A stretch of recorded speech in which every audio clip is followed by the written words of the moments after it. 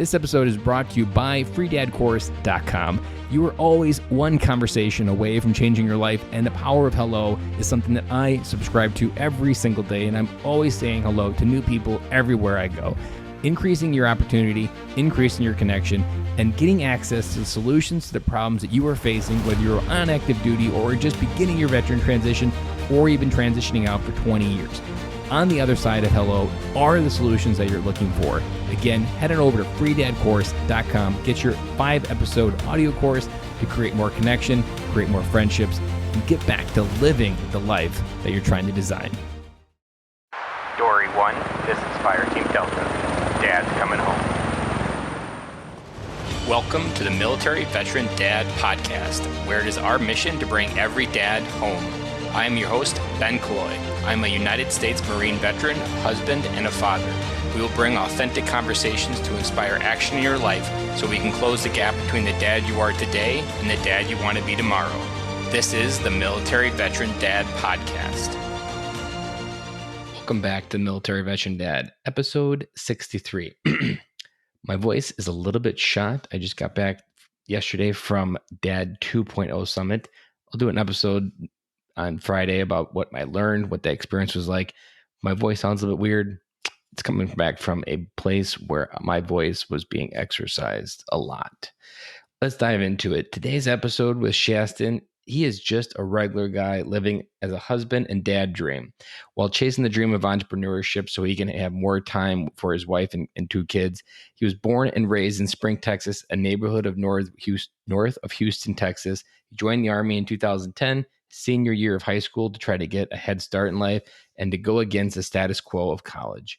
After 3 years of service on Fort Hood, after finding his dream wife, Shaston moved back to Houston, Texas to try to start that new dream, entrepreneurship. He started his first business in 2014, a landscaping company, but shut it down to go to college full time. It was at San Juanito College that he discovered his entrepreneurial niche, digital creation. This led to the launch of his blog, NoahGuyBlog.com. After working for Olympus, his love for digital grew into a love for software. Ultimately, that love led to a transition into the software industry where he continues to use his customer service and relationship building skills. The ultimate dream is to write full-time and to start his own software product that serves restaurants and their veteran first responding community customers. Today's episode with him does not disappoint. And without further ado, let's get started, and I will talk to you again on Friday. Welcome to the show, Shaston. Hi, Ben. Thanks for having me. I'm super excited. Our friendship is just getting started here, and I'm trying to. We connected on LinkedIn, correct? Is where Yes. we first met. Yeah. Yes. I always like in the random places of the internet where 2 friends can come together that never knew each other, and then something grows, and that's the magic of living in 2020. That 2 random electrons can collide, and something can grow from it. Yes, absolutely. Yep. That's not the first time I've built a friendship through LinkedIn too. I can tell you that later as well. I've had a friend, we met between 2 comments. And the funny part was it was about a Netflix series, Comedian in Cars Getting Coffee with Jerry Seinfeld. We had both seen the episode with Kramer, and I was referencing it in a comment about something someone said. And then he replied and said, "Hey, I saw the same show just last night." And I was like, whoa. And we've been friends. It was like almost 2 years ago. And we've been friends on LinkedIn ever since. Never met him. He lives in Atlanta, but I consider him within my close circle. We check up on each other. And that's the best part of being in this age, because you're always one friend away from somewhere, something amazing come in your life. And you just got to keep talking and it'll keep happening. I got into cycling because of a friend that I met through LinkedIn. He started a veteran or nonprofit helping veterans get into cycling and fitness. So, yeah. How long ago was that? 2015. Yeah. Nice. Yes. So, Shaston, go ahead and unpack a little bit about what your family looks like right now, and what's your life been like since leaving the Army, and if there's maybe even a favorite story from the Army, you can go ahead and share that as well. But go ahead and just kind of unpack who Shaston is. Yes. So I am a husband, married to my awesome wife, 7 years in June. June 22nd will be our 7th anniversary. I have 2 kiddos, a daughter, she's 3. Her name is Becca. and I have a son, Bo. He's 10 months. Um, you know, the journey to become a husband and a father was a dream of mine since I'm probably about 10 years old. I remember thinking, man, I want to be a husband. I want to be a father. And when that day comes, I'm going to be a good husband and I'm going to be a good father because my parents got divorced when I was 6 months old, and my dad wasn't in the picture until I was about 4. Um, and then he was around. He was around, but not a lot. And so it kind of it damaged me, you know.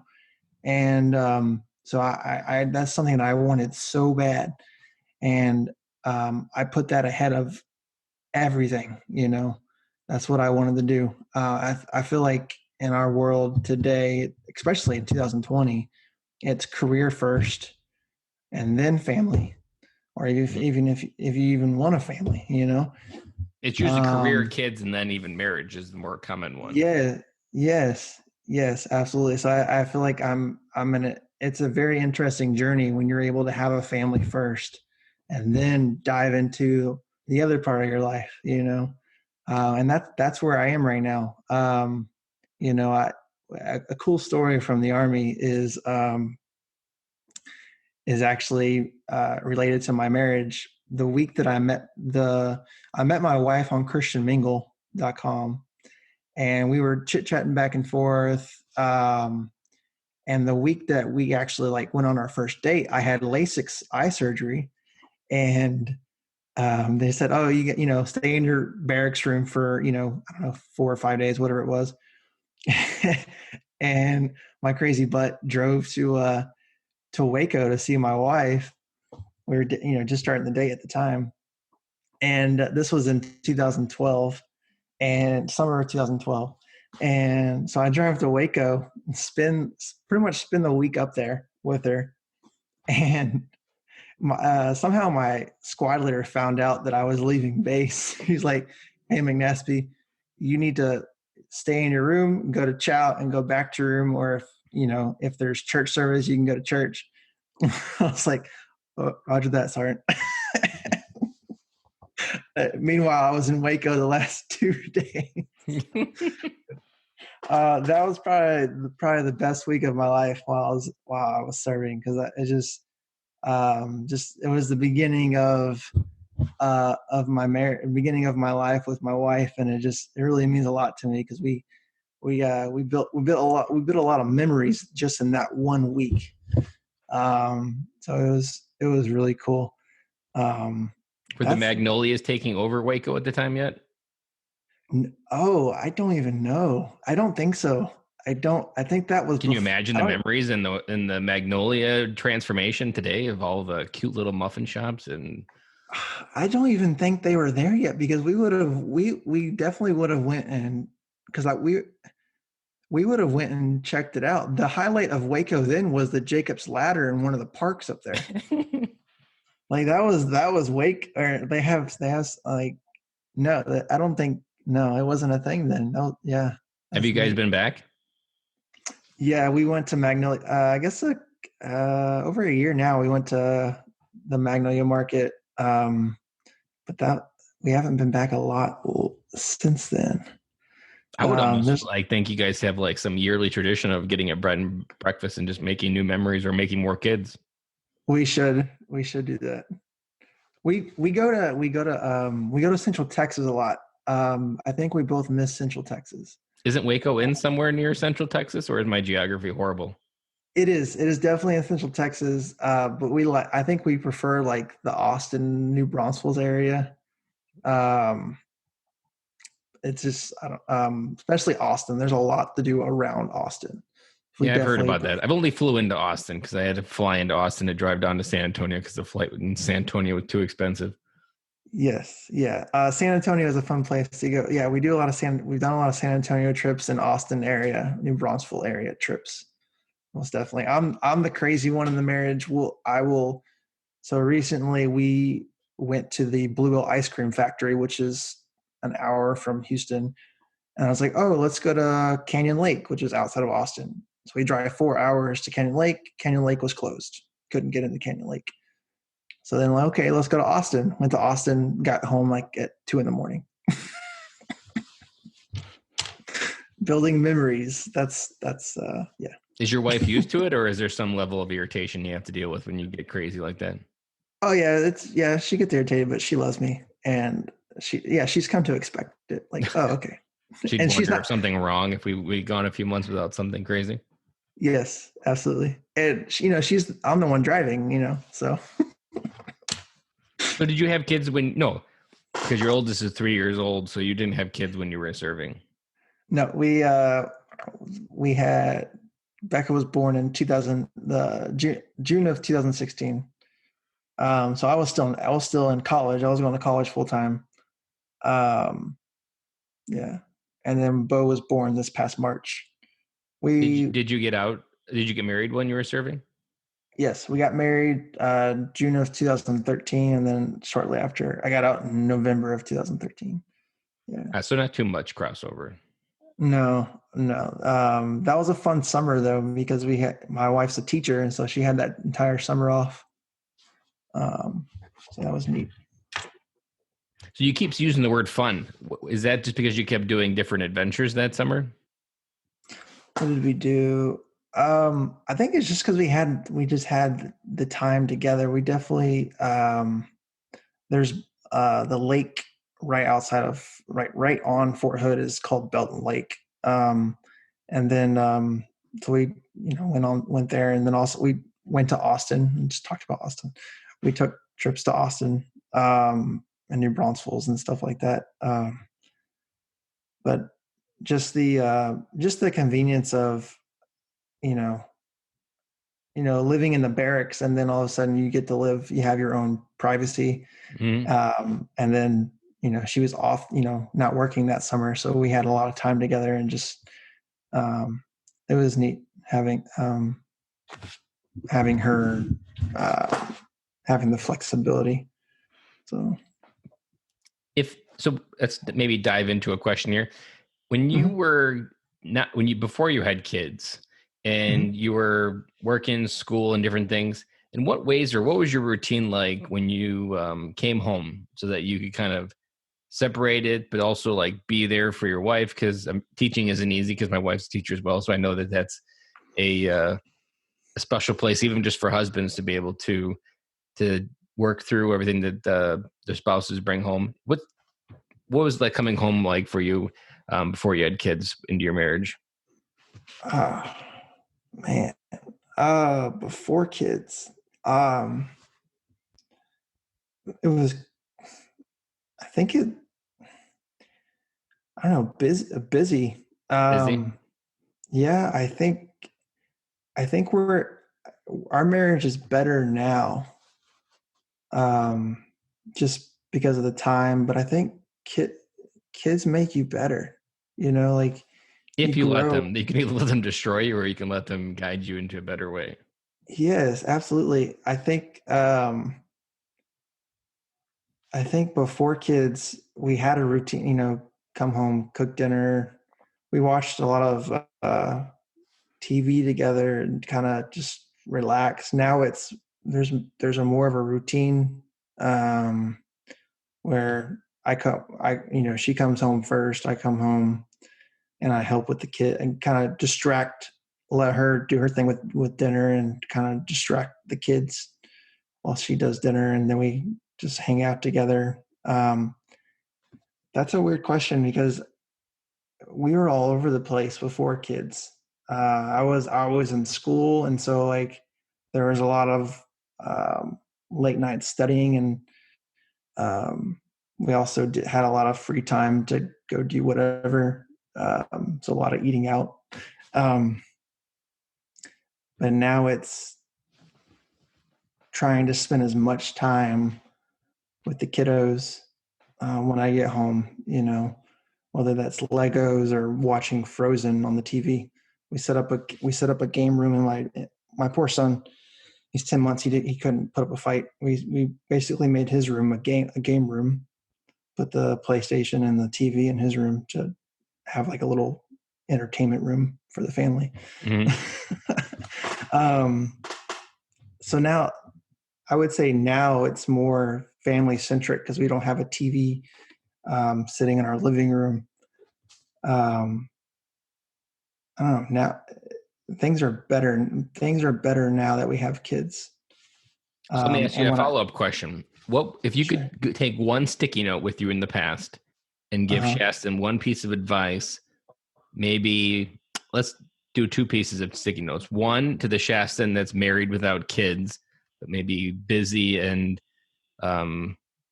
going through the motions. Maybe what piece of advice would you want to leave for Shaston to maybe focus on? Um, don't be in such a hurry. Slow down. Um, and focus on, I don't know, this is sappy, focus on your wife's love language and try to focus on your wife's love language and try to focus on that every day because it makes a huge difference. I like that. There's nothing sappy about that. You're talking to the guy that cries, and not necessarily. I don't know if I cry in Frozen, but I cry in the movie Elf when the sleigh goes flying over the crowd at the end. I'm a big. It's too emotional to hold in that joy, so that one Nice. balls me apart all the time. So there's Nice. no sappiness on the Military Veteran Dad podcast, at least with me being the host, because I cry over Okay. happy endings all the time. Nice. I like Okay. that piece of advice because there's an episode we had earlier in the last year, and his piece of advice was always kiss your wife first when you get home to Oh yeah. remind her that she's more important, and then even to show it to your kids that like I love you, but I love my wife more. Yes. Yes. It's even more important when you do have kids because you can get distracted. You can focus more on the kids than you do your own wife. Mm-hmm. So you have to find that balance, you know. Yeah. Let's do a second sticky note. What would you send back to Shaston on the first day of being a dad? Oh man. Time. Um time is love. Um you know, put down the PlayStation, put down the Netflix, and just it doesn't even matter what your kid's doing. Just sit there with them. That's what I do. It's so funny. I'll tell my wife now. I'm like, I feel like I'm a better dad to my son as a baby than I was to my daughter as a baby because you get better with experience. Mm-hmm. And so now with my son as a baby, I'll just sit there and watch him play. I don't feel like I don't feel like I was the same quality dad as with my first kiddo.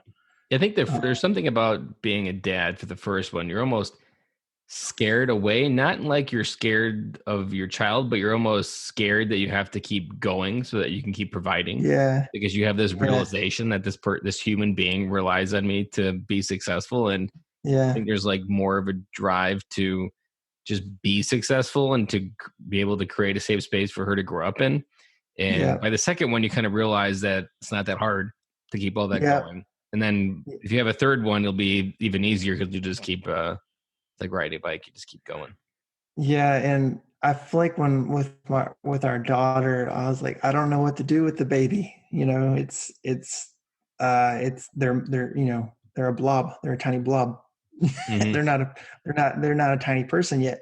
And so like I just remember thinking, man, I can't wait till she can start talking. That way I can have a conversation with her. And someone said, oh, don't say that because once they start talking, you can't shut them up. I was like, Mm-hmm.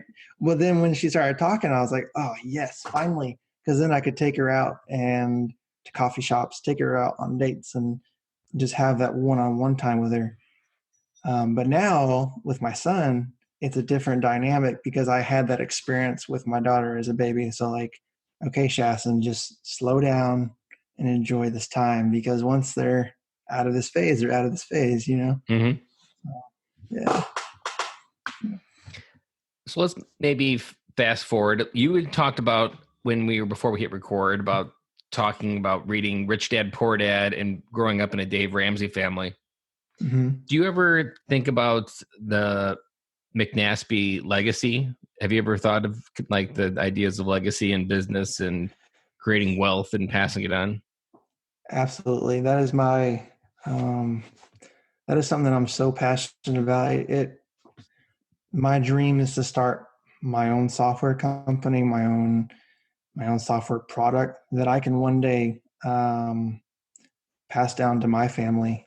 I really feel like, transitioning into software, I had this idea in my head, oh, it's all rainbows and fun. Um, there's a lot of tech companies that um, it's just about the money. It's not about the people. It seems like. Um, what I want to do is I want to create a company that's different. That it's about the people. Obviously, you want to start a business. You want to be profitable, but I want to create a company that is focused on the people and creating a place where people love to be there. And I want to create something that my family wants to carry on.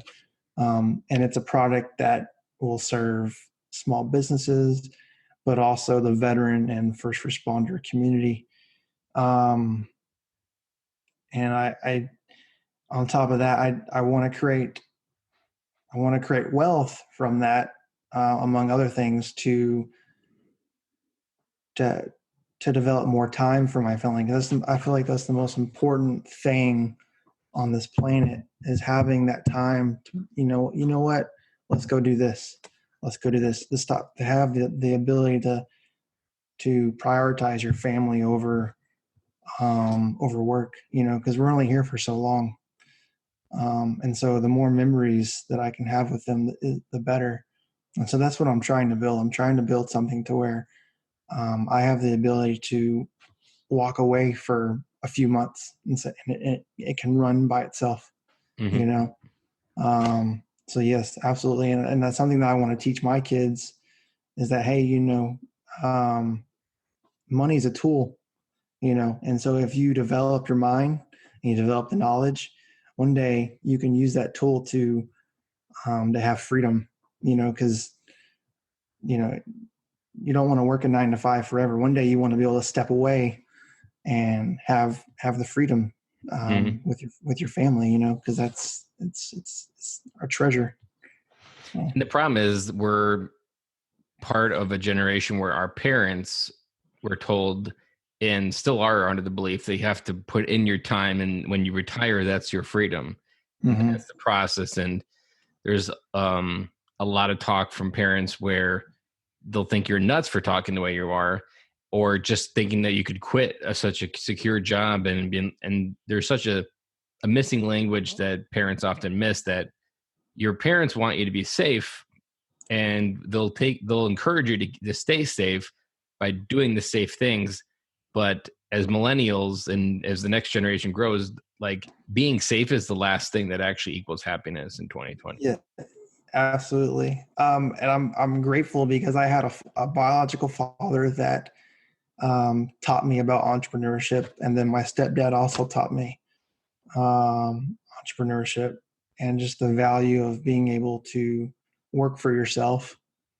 And so that's something that I will continue to chase for the rest of my life. It's just something that was instilled in me, and something I'm super passionate about. And I hope that my at least one of my kids pick it up. I hopefully both of them. My wife's an Aggie, and um, and so of course, if the kids go to A&M, that's a dream come true. Uh, but I tease her. I was like, you know what, babe? They might be a Shaston, and they might join the military, or they might go, like, they might go the against the status quo, And so, like, in the back of my head, I'm like, come on, one at least one of you, do it. If one of you want to go to college, I have the Hazelwood Act for you. It's a Texas benefit for veteran kids. But come on, work with me here. Yeah. And you're talking about something there, and also along the lines of legacy, about being able to teach your kids tools to be able to create something well beyond your life, and a business can exist without you being here. What are some of the ideas that you have in your head for incorporating entrepreneurship in their life as they grow up? I know your kids are still young, but I'm sure your brain's been spinning since the moment they became breathing on this earth. Yes. So my my investment journey started right before my daughter was born. So I started dabbling in the stock market right before my daughter was born. So that's one thing that I'm already starting to teach my daughter um, without her even knowing it. I started an Acorns. It's a robo investment app. The summer she was born, and I've steadily grown that. And then recently, a few months ago, I started an account for the two of them. Um, and my hope is to put, as we save for them, put that money into it's an ETF account. So put the money in the ETF account. And so as they get older, they know about this account and they understand they understand the power of interest. And so by the time they're 18 years old, you know, they already have something and they can help grow. They can put money into, and because when you have the power to, um, grow money like that, it really opens up doors. And so for them to be, even younger than 18, for them to be, 10, 12, 15 years old and saying, hey, I can put money in this account, and when I'm older, I can do this or this with it. I feel like that's already teaching some entrepreneurship principles, because it's teaching them, hey, I have the freedom to do things, Yep. So yeah, that's one thing I'm trying to teach, is just the freedom, financial freedom. So, Do you and your wife speak the same money language? I don't think so. I think my wife's a teacher, and she loves being a teacher, and she's happy with that. And we've talked about like other avenues. So I'm definitely the what is it? What is the word? Um, Free thinker, or the entrepreneurship Free one in spirit? our marriage. Free spirit. Yep. She's the teacher. She's happy with the 9 to 5. She's also happy if the stock market blew up tomorrow, and if I could quit my job, and Mm-hmm. and she could quit her job, she'd be happy with that too. So she'll tease me about that sometimes, like, hey, hurry up and make your millions so that I don't have to work. So That's the same way for my wife. She's a teacher, and her heart's with the kids, and she's in kindergarten, and that's just yes. been like where her heart is. And I don't know whether you've ever fathomed this, but I've thought about this a lot. So I consider, like, I almost treat it like, because we're very similar minded. I can already tell that I'm the free spirit, I'm the crazy one, I want to be a stay-at-home dad, and she's pretty much going to be a teacher, and she would pretty much do it for free. So I kind of just converted it to a mathematical constant like pi. It's always going to be 3.14. So I've got to figure out a way to work with this in my equation. It's never going to change. It's always going to be 3.14. So the closest I've come to kind of like freedom and crazy and dreaming is, imagine working in a world where you were in your business for 9 months out of the year, or essentially the school season, and imagine taking off for 3 months and just not returning till Yes. school started. Like, my perfect dream is just getting in a car, flying around the world, and not coming back till first week before August. Like, that's my Yes. perfect world. Sign me up for that. I would that yeah. And I like what you said, your dream of being a stay-at-home dad. I think you just put it in words what I've been trying to do. Mm-hmm. Like having the freedom to just be around your kids more. Mm-hmm. Because like, the more, especially this age, this season is the one that everybody wants back. And my kids are 7, 5, and 3. So like, these are the years where you are the hero. They want your time over and over. And it's just like, there's a feeling that grows more and more every day that all I want to do is just be dad. Yes. Yes, absolutely. That's the power of different entrepreneurship channels, whether you're starting a business or you're investing in the stock market, cryptocurrency. I know some people don't like when people talk about cryptocurrency, but I nerd out about it. But just different just different channels, if you're able to grow your knowledge on, the different avenues, and then put those into practice, there's a lot of potential. Random crypto question for you. Have you ever heard of the Bad Crypto podcast? No. You need to listen to it.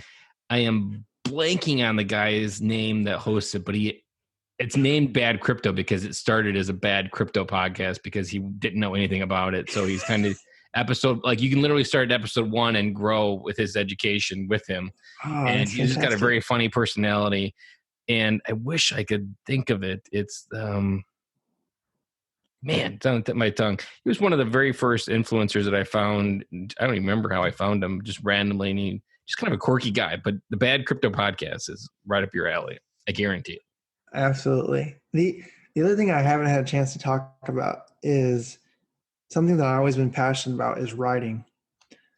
And so that led to me starting my blog, noahguyblog.com. And it actually came from the name of my first business, my landscaping company. It was Noah Guy Curb Appeal. And it's definitely a play on words, do you know a guy? And so that led to when I realized that digital was my niche with business, that led to the Noah Guy blog. And so that's something that I'm combining business, but also writing. So I would love the freedom to be able to write full time, having a business, having passive income, and then I can write full time, whether it's books, blogging, that kind of thing. So that's like 2 dreams in one right there. I enjoy the writing too, and I often wish I had more time for it. One thing I like about podcasting is you can get a message out and not have to commit to the podcasting part. One of the exercises that I really liked, and I didn't really start in the beginning, but I did it recently, was I would just go into the Military Dad Facebook group and I would just blog like 200 words. No picture, just words and flow, and it would just be there. And that really, I've really kind of coined the writing as like a muscle. And once you start getting its strength and just putting in you can start a blog, or everyone should start a blog just to put in it's like the gym for your brain.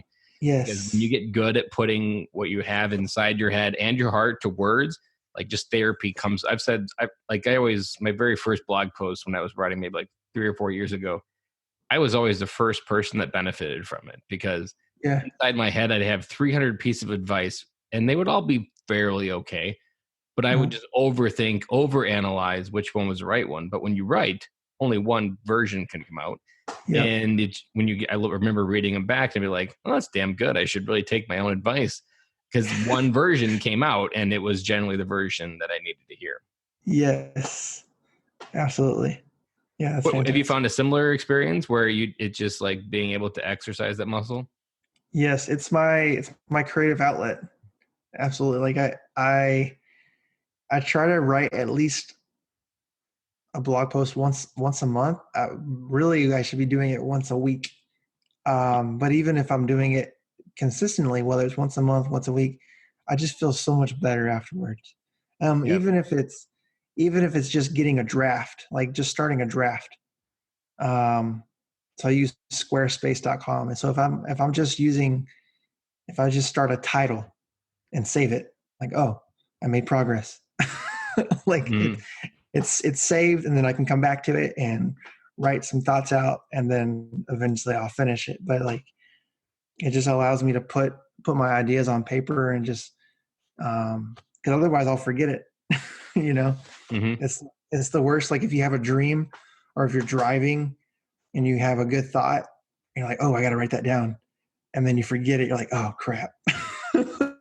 Yeah, I know the feeling. And one thing that I liked writing and blogging, but then it almost became like a chore for me. And then my mind would avoid it because I'm like, oh, then I got to find a picture, then I got to proofread it, and then it's right, and then you got to share it, and it's just it exhausted me before I even started it. And that's what I liked about the posting in Facebook. Like, if you just really want to exercise the muscle without intent, just put it into the Facebook universe, or even on medium.com. That's another easy way just to put something in the universe. It's so much less stressful just to exercise it and just dump it and then hit post and just walk away from it. There's so much just perspective you can gain when I've also even learned through interviewing everyone on this podcast so far that there's the voice inside your head saying a lot of things about you that you don't agree with, but it keeps getting louder. Mhm. And the moment you put words to it, you almost like immediately can read it and be like, well, that's fucking nuts. Mhm. But you can't do that when it's inside your head because you're almost questioning, is it true? Is it false? But once you read it, you're like, well, that's the stupidest thought I've ever had. Why would I think that? That must be dumb. And I Mhm. think that's why journaling helps so much because you're labeling and describing what you're feeling. And then your brain can quickly read it back and it can interpret what it reads better than it can interpret the asshole inside your head. And it easily cancels out that person a lot faster. Yes, absolutely. Yep. You're laughing because it's true. Yes, it is. It is true. I try to journal. So in the morning, I do my Bible study, and I just feel like it's better if I journal. I use it as a prayer journal, and I just feel like when I'm able to write out my conversation with God, it's just better. Mhm.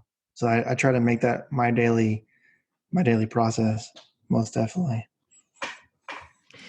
So are two kids all you're going to have? Um, biology, biology. Oh my gosh, I can't talk. Yes. So, recently had the snip snip, and I, so, and so, we have talked about adopting. So not confirmed, but when we realized that we were having a boy, we're like, oh, the world is balanced, the universe is balanced. yeah. But we are considering adoption later on though. Most Nice. definitely. Yeah. I just feel like there's a huge opportunity, especially in any like being in Houston. Um, I feel like there's a huge opportunity to help kids in this area. And so if we have the opportunity and the ability to help, we want to do that.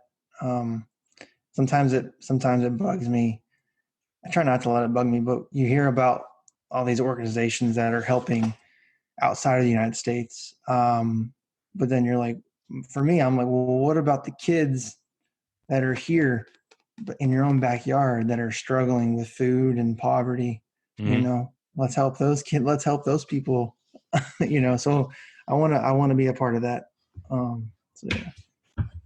I think it's maybe a bias because there is it's a long process, but there is a clearly defined process from the third world countries. And I feel like Mm-hmm. it's like trying to bend light back in on itself for the United States. Like we can easily bring people in and adopt them, but somehow we're in our own way from creating systems that can easily take care of the kids already here. Yes. Yep. Like either Yep. through hurdles or even just through perspective or even just through PR of opportunities for Mm-hmm. adoption. Like it's Yep. just everybody thinks of international, but then, and maybe it's from the perspective of generally people that can adopt can afford to adopt. And maybe their perspective is that there aren't as many American kids that need adopting too.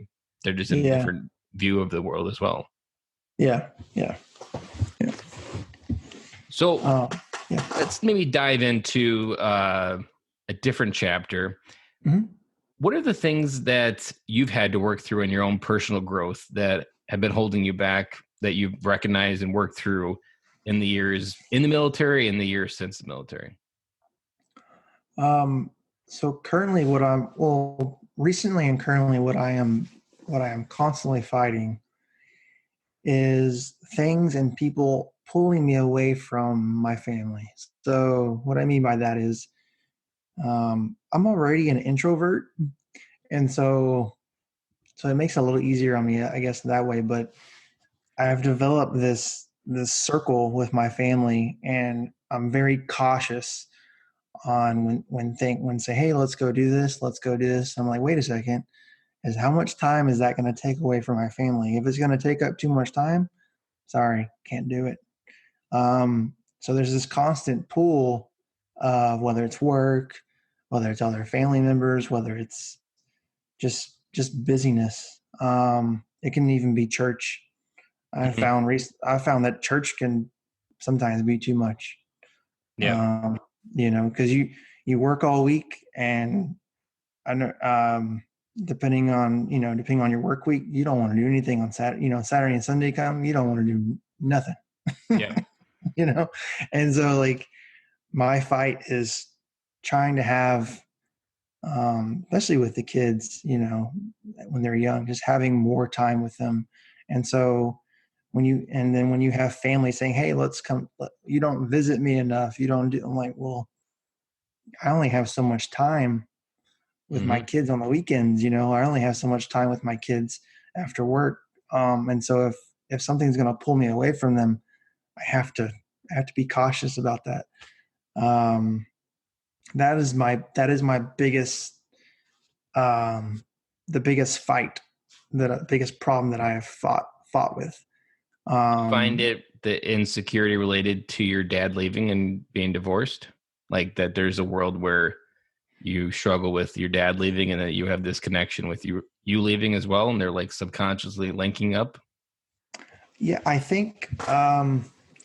So one thing about my dad is he taught me quality time. When I was with my dad, it was quality time and it was fun.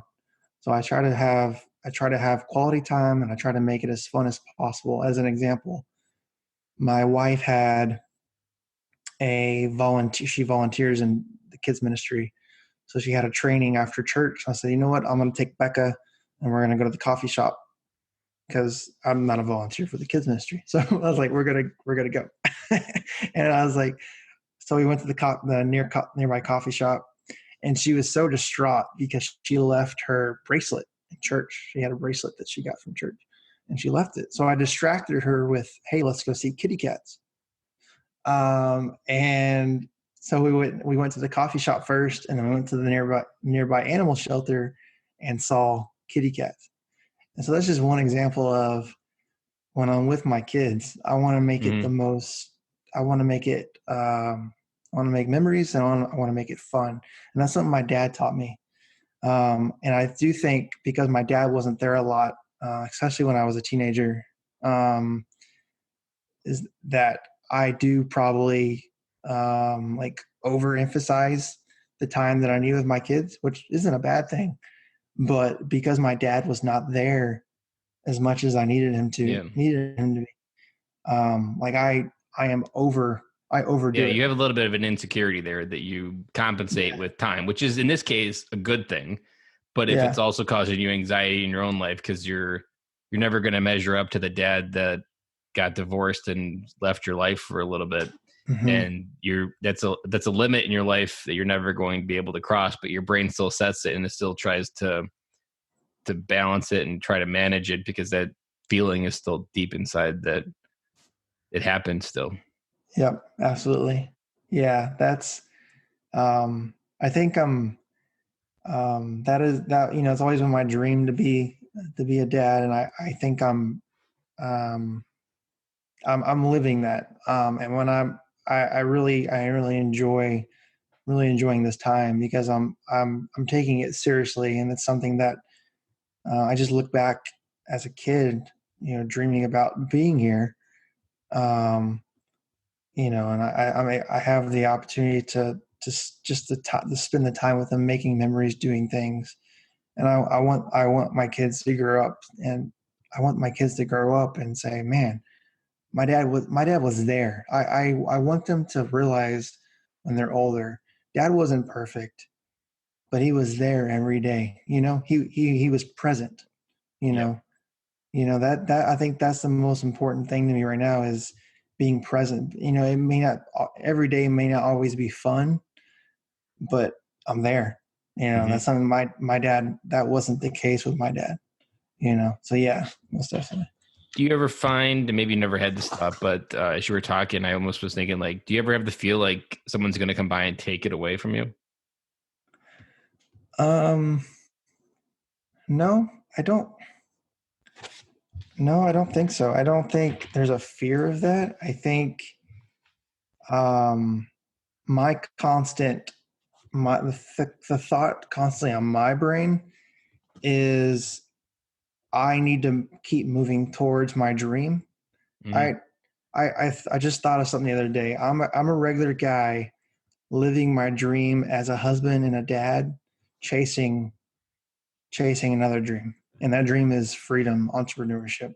And Mhm. so I'm constantly thinking about that dream so that I can have more time with my family, more time with my kids. And I think sometimes that causes some anxiety on my part because I'm like, it's not happening yet. I'm not there yet. I want to get there so bad, but it's a process. And I Try just running a keep dad reminding, process and balancing guilt. Do I work on the dad podcast to help other dads, or do I go be dad? Like, that's the right, real life conundrum of that I face on a weekly right, basis of, do I right, work on the business to fulfill my dream that helps being a dad, and you try not to be someone that doesn't live what he's talking about, and at the same right. time you want to try to be a good dad. There's one other thing that I was thinking that because me and you, I'm sure you're going to say the same thing. I've never had a lack of ideas. I've always just had the lack of clarity and Yes. precision to start running with them. And Hmm. when I had this podcast, that's what I loved about it most, is I literally could start running on it. I felt crystal clear on it in my heart and my head. But at the same time, there's still a lot of things that I want to do. Like, I love flying on airplanes. Like, if I had unlimited money, I would just fly. Like, I would literally I could go from one side of the earth to the other on a monthly basis, and I would be in a happy place. Right. But at the same time, if I was doing that, I would definitely wouldn't be with my kids. Now I could take them with me, but like even traveling for work, I like traveling for work because I like experiencing new places, but that takes me away from my kids. So I had this Right. advice gifted me maybe like a year ago that frame your life in seasons like the seasons of the weather, that seasons change, but each season requires a different way of thinking and a different planning. Like you have to be different. You don't have much different seasons. You guys just have cold, a little bit cold and hot, or maybe a little bit warm and uh, get super hot. But up here, you literally have to change how you live for the winter and in the summer. And as those seasons change, your life changes. So I've really framed like there's certain ideas that are good ideas. They're just ideas for not yet. Because at Yes. this season, I want to be dad, and there will be a time where I'm not cool and they don't want to hang out with me, and I can do a lot of other things, but that's a different season in my life. So that's Hmm. given me a lot of permission to separate what I should be doing or what I shouldn't be doing or what I really want to do. Hmm. Um, like even airplane pilots, one that I kind of got away from me, that I love planes. I've often thought I wish I would have pursued being a pilot. And I tell people that, and they're like, "Oh, why aren't you trying to do it now?" And I'm like, because it takes a lot of money and it takes a lot of time. And right now I want to be dad. So it's kind of everything I want to do kind of conflicts with that. But at Hmm. the end of the day, the other lens that I always reflect when I look back at 50 or 55, what are the things I'm going to really wish I did? I may regret not becoming a pilot, but I will regret more not being there with my kids. Yes, absolutely. So that perspective always helps me. Or even last year, my wife went to China for 10 days as a teacher to kind of do a teacher exchange. And so I took vacation for that week. And I don't know if you've ever done this, but it's an absolutely amazing exercise if you can afford the vacation. But being a single dad with 3 kids for an entire week, and it was the first week of summer school. So it's like, it's the full routine every morning. It's getting the two older to summer school, playing with my youngest while they're at summer school. It was amazing time. I'd go to the gym during that time. And that was 10 days of pure bliss. Now it was hell until Wednesday. So she left on Friday, and it wasn't until Wednesday like I was like, oh, I felt like I finally got the training wheels off. Um, and I was blogging about it every night on my Facebook post, and everybody was finding enjoyment of my dad blog, day 1, day 2, and how I was progressing. I really wasn't holding back all the punches. But on that, when it was over, I had like a hangover for 2 months because that was the 10 days of how I want to live my life. And Yes, I know when I'm 50, looking back in that week, I will remember that was like the first week where my life started to change because I got a taste of what was in my future. absolutely. And something that I thought of as you were mentioning finding the balance between doing your podcast and being a dad. Something you're teaching your kids is doing something that you love to do. They see that like, whoa, dad really loves this and he's doing it, and that's something that that was taught to me as well from my stepdad and my dad is don't be afraid to go after your dreams. If you love something, go after it and do it, because it just it makes life so much better when you're able to When do you can something. get in that flow where you're no longer fighting the resistance Yeah. of it's almost like a duality. Like you need an 8 to 5 to exist when you're in these early stages. And I Hmm. fight this every day. But at the same time, it has a path because it creates pressure for you to create your freedom.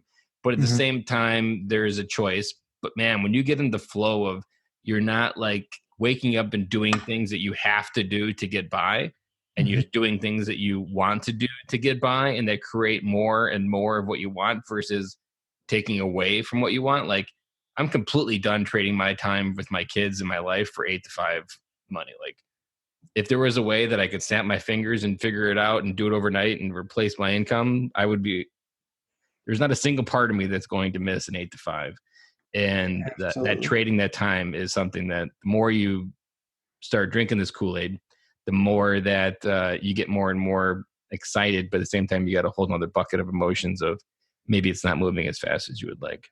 That's so good, man. That's the other aspect of entrepreneurship that I'm trying to teach my kids is if you find something that you love, chase it, you know, be a geek, whatever that is, be a geek about it. My daughter loves airplanes.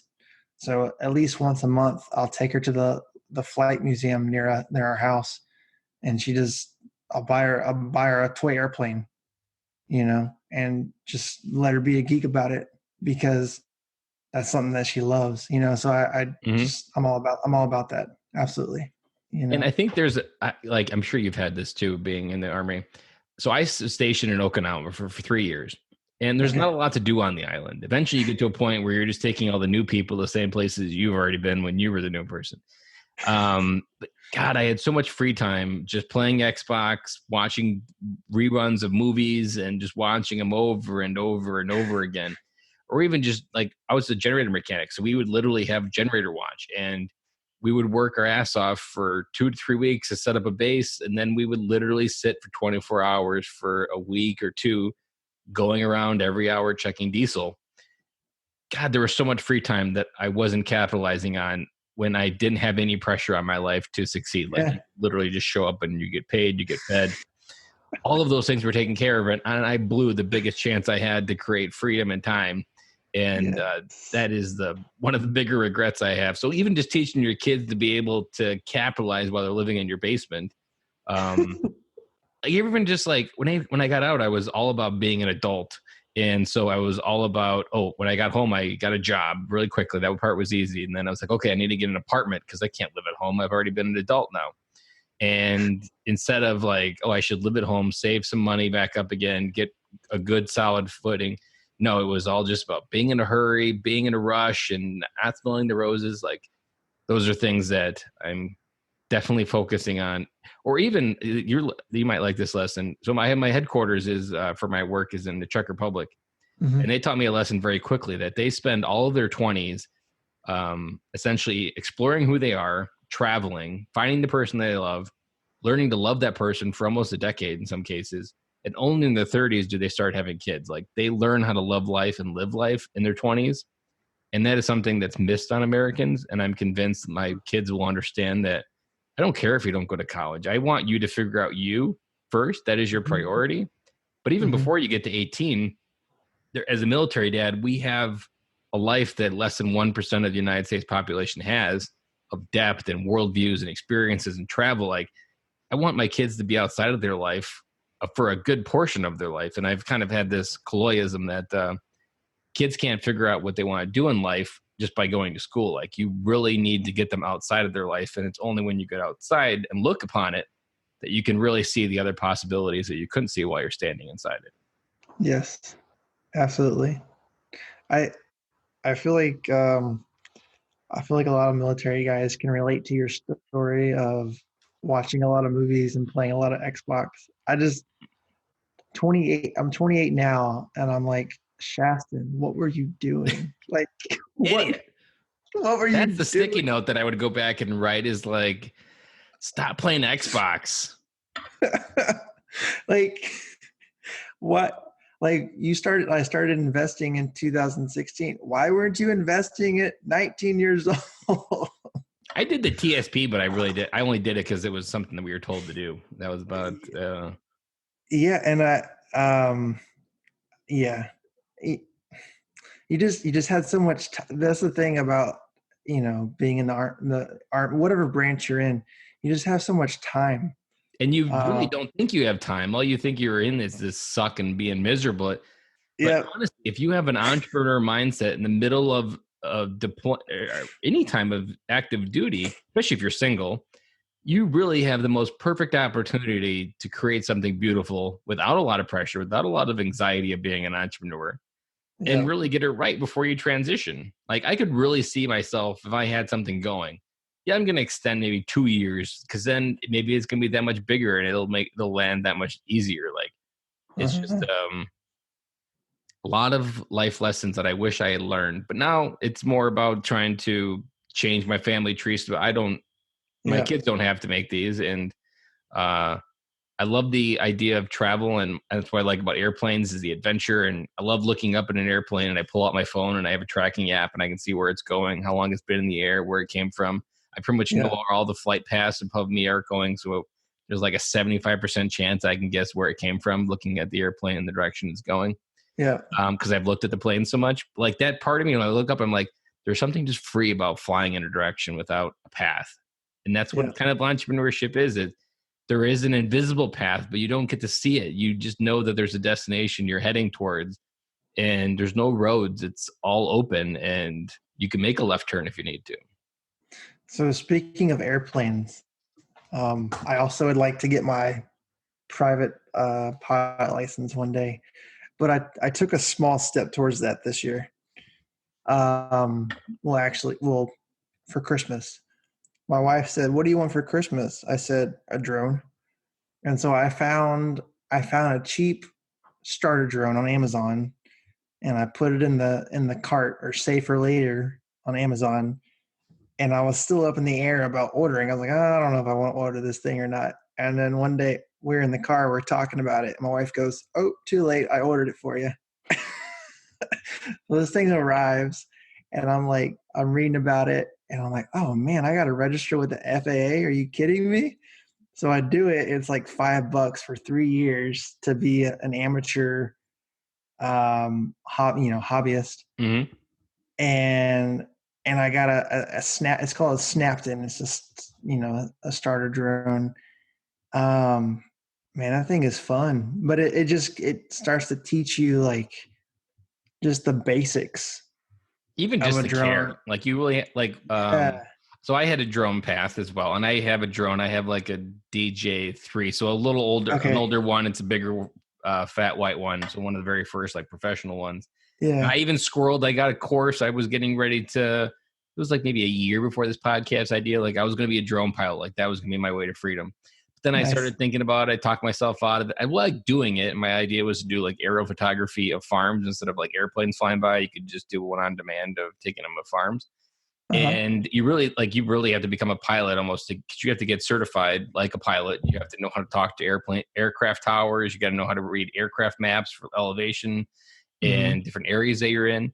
So I mean, it's intense stuff that you have to know. And that I honestly I don't think it's dead. I just kind of talked myself out of that season, and it's still something I play with in the summer. And I grew up on a family farm, so I still go there and take pictures of the farm and different things. But I would say if I was able to be an entrepreneur and I had the freedom, it would definitely be something that I started doing more. It was Yeah. almost just like the pressure to try to get it going. And then ultimately, what we've already talked about, I would literally have to be away from my kids on the weekend to go film somewhere. And Yeah. eventually I would get Yeah. annoyed with that. Like I Yeah. would be like, this is making money by going taking pictures on a Saturday, but that's not where I am. And the Saturday is the only day I get with my kids. So, Yeah. Yeah. Like there's a and I then was reading. weather and then all that other stuff. And winter happens up here. So, I mean, you're only making money a couple months out of the year. Yeah, you have to do a lot of preparation. The weather has to be right. You have to do a lot of reading and preparation. Like because we're near an airport, a small airport, you're restricted on where you can fly or how high you can fly. And so Yep, I because was you got reading to be about able to all read that. the elevation map coming into the Yep. airport. Yep. Yep. And so technically, because we're like right next to the airport, I have to request permission to fly in my backyard, which I haven't done. But then if I go to the local park, like literally like 5 minutes from us, I can fly 100 feet in the air. Or if I go to the park a little ways down, which is in a nicer park, the limit is 400 feet. Yeah. But then even if we go to the park, like, the kiddos want to play on the playground. Well, I'm over here. What's dad doing? Oh, he's over on that soccer field flying his drone. Yeah. Like, Not dad, paying come play attention with. to us. Yeah, and then you really can't, like, it's one of those you really got to be alone because the kids are going to drive you nuts, so they're going to want to play. It's really great for, like, if your kids were out of your house and you were just trying to be a kid again, and maybe I was 45. Drones are Yeah. perfect because you're by yourself. Yeah. You can just like completely dive in and squirrel it. And Yeah. so I'm positive now that we got talking about airplanes that we could go on for another hour. But so to wrap up the episode, I always ask every dad before we wrap up, what is one parting piece of advice that you want other military dads to hear that would help them come home today? Your time. Do make as many memories as possible. So I mean, not every weekend, not necessarily do things because you need to rest, but create memories. I feel like that's the most important thing. And teach your kids to dream. That was taught to me. So that's what I want to teach my kids is dream. If you have a dream, pursue it. And the other thing is the time with your kids. Be present. Don't worry about being a perfect dad. Be present. I didn't mention this when you mentioned the first time, but when I first started, one of my cornerstones that was kind of like my cornerstone question was reminding every dad that kids spell love TIME, and we'd call them time bombs, that because these are the mechanisms that they measure your love. And you could yell at your kids in the worst way, but if you spend 15 minutes with them that day, they would remember the 15 minutes versus the yelling that you did with them. Like, that's how they measure that you love them, is spending time with them. Absolutely. My daughter's gotten used to me apologizing if I yell, and she goes, "Daddy, are you sorry?" I was like, "Yes, baby, I'm sorry." But I really, she's gotten to a place where she knows that dad's not perfect. Yep. I'm human. I'm dad, but I'm still human. Yep. So, yeah. Well, I love that parting piece of advice because it's at the cornerstone of being a military dad. And one of the easiest steps any military dad can take to come home is just enter their kid's imagination and do something with them for 10 minutes. Yes, absolutely. Well, Shaston, I really enjoyed this podcast, and I am positive, based on our conversation, we are going to become best friends because we're pretty much just living in different states, but we're brothers already. So I really appreciate you coming on the podcast tonight and sharing your story with us. Thank you. I pictured the Step Brothers scene. I've seen that meme a couple times recently too. Thank you, Ben. I really appreciate it. That's a wrap.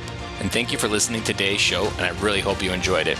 The lifeblood of any new podcast are the reviews. If you haven't reviewed the podcast yet on iTunes, I would really appreciate it, and you will help us get the message out to even more military veteran dads.